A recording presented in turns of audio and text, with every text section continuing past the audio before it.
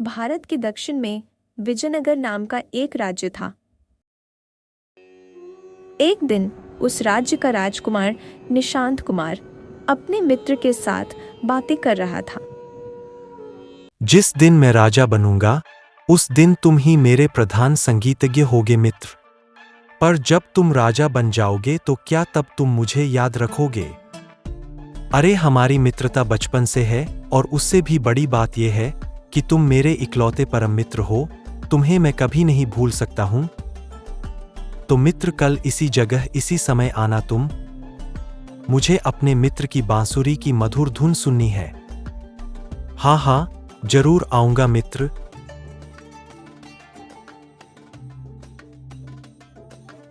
मुझे मेरे मित्र से मिलने जाना है। तुम्हारा मित्र कौन है? आप जाकर मेरे मित्र निशांत कुमार से कहिए कि उनका चरवाहा मित्र मंगलू आया है। क्या कहा महाराज? निशांत कुमार का मित्र है वो भी एक चरवा। चल जा यहां से वरना धक्के मार के निकाल दूंगा। पर एक बार आप रूप कुमार से कहिए तो सही कि उनका मित्र मंगलू आया है। फिर वो मुझसे जरूर मिलेंगे। ना ना ना तुम इसे यहीं द्वार पर रोको। मैं महाराज से पूछकर आता हूं। महाराज निशांत कुमार की जय। महाराज क्या हुआ? बस बाहर एक चरवाहे का पुत्र आकर कह रहा है कि वो आपका मित्र है और वो आपसे मिलना चाहता है। ये क्या एक चरवाहा का पुत्र और राजकुमार का मित्र? नहीं नहीं, मेरा तो ऐसा कोई भी मित्र नहीं है। उसे भगा दो और कभी भी महल के पास आने मत देना। जैसी आज्ञा महाराज। तुमने मुझे झूठ कहा। महाराज ने कहा कि मेरा कोई मित्र नहीं है। अगर तुम दोबारा यहां दिखे तो तुझे कारागार में डाल दिया जाएगा। समझ गए ना हमारी बात? अब यहां कभी दिखना मत। मित्र विवाह की ढेरों शुभकामनाएं। ये कौन है जो महाराज को मित्र कह रहा है? अरे चल तुझे महाराज बुला रहे हैं। मुझे पता था मुझे देखकर राजकुमार मुझे जरूर पहचान जाएंगे। चलो चलो चलो। इसका इतना साहस कि महाराज को अपना मित्र कहता है। ये लगता है कोई पागल है, इसीलिए तो बस बेहोश करके छोड़ दिया, वरना मैं इसे अच्छा सबक सिखाता। कौन हो तुम और यहां क्या कर रही हो?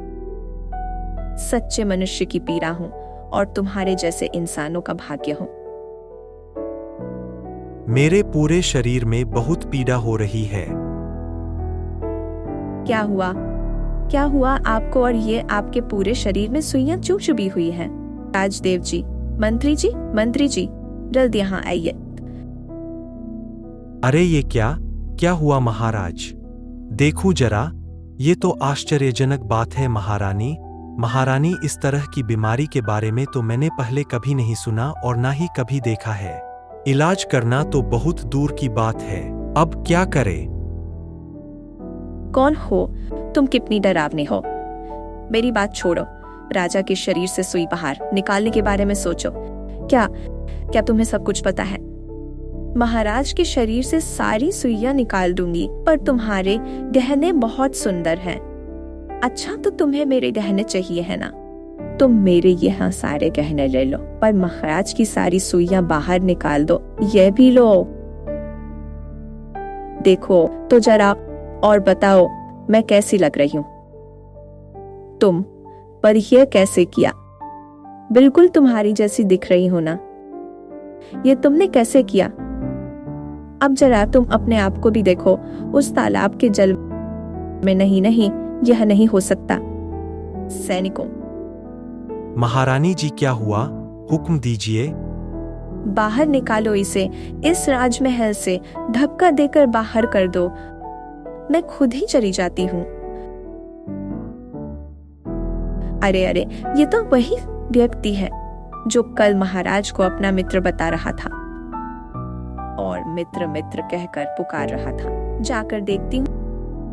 जरा सुनिए तो भैया जी। आप कौन है?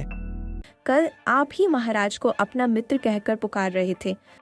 आपने सुना था, लेकिन मेरे मित्र तो मुझे पहचान ही नहीं पाए। उसके सैनिकों ने मुझे बहुत मारा। मैं अब अपने मित्र से कभी नहीं मिलेगा। अच्छा हुआ उस दुष्ट राजा को सजा मिल गई। सुनो, तुम चाहे जो भी हो, पर मेरे मित्र को तुम दुष्ट नहीं बोल सकती। और सजा? कैसी सजा? क्या हुआ मेरे मित्र को? बोलिए।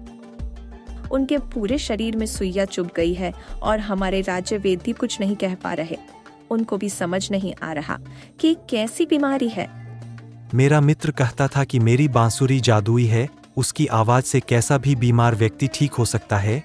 अब बस मुझे अपने मित्र तक पहुंचा दो, फिर देखता हूं उन सुइयों को।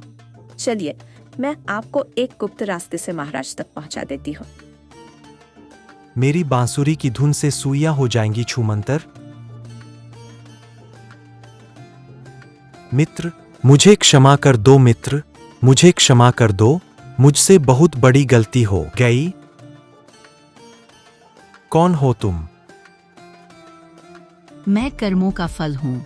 तुमने अपने सच्चे मित्र को धोखा दिया था, इसलिए मैं तुम्हें सजा देने के लिए यहाँ आई थी।